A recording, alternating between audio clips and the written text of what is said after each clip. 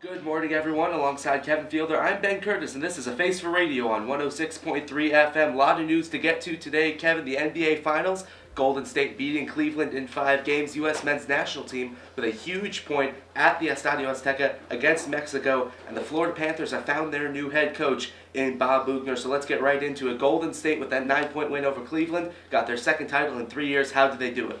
I think it was all because of that man who a lot of people consider a snake in terms Kevin Durant. I mean, 30-point games in each of the NBA Finals games. There's something that has to be said about him.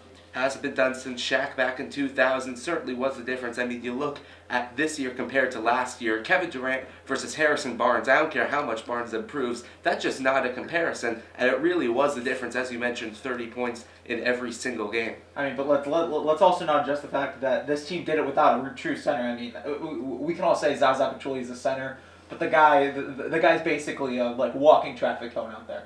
In Game 5 last night, we saw a lot of play from David West. He seemed to be the guy filling that X-Factor role for Golden State. Yeah, you could truly tell with the way that he played. Moving on now from the court to the pitch, U.S. men's national team World Cup qualifying back on track after that disastrous 0-2 start with losses to Mexico and Costa Rica. They beat Honduras, they tied Panama, and a huge tie against Mexico. I think really the draw with Mexico is because of one player only. That's Hershey Jesus, as a lot of people like to call him. Christian Pulisic. I mean, the guy's impact, even if he doesn't score or get an assist, the guy's out there constantly contributing in every form of the game.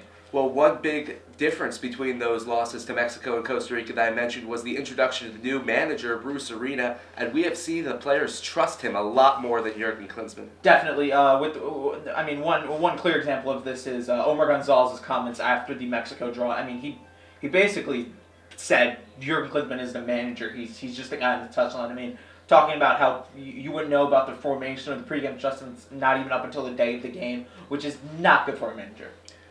Also, Bruce Arena playing to win in that Mexico draw. He brought out the 3-back formation, 3 up top, including Paul Arriola, Bobby Wood, people who can create. So it's good that Bruce Arena was being aggressive. Now from the court to the rink, Florida Panthers, after a very disappointing season last year, finding their new head coach in Bob Bugner. What are your expectations for the Cats this year? I think after such a poor season last year with 81 points in 82 games, that's just inexcusable for a team with a really good core in terms of Barkov, Huberto, Trocheck, Ekblad. You've got Reimer in that. That team's good enough to win, and you really need that coach. I think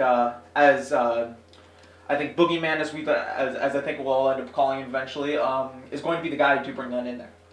Florida certainly with a good nucleus, as you mentioned, Ekblad, Huberto, Barkov. I think that they're going to see the playoffs again in Sunrise. There'll be more sports talk on the other side of the commercial break. You're listening to A Face for Radio on ESPN 106.3 FM.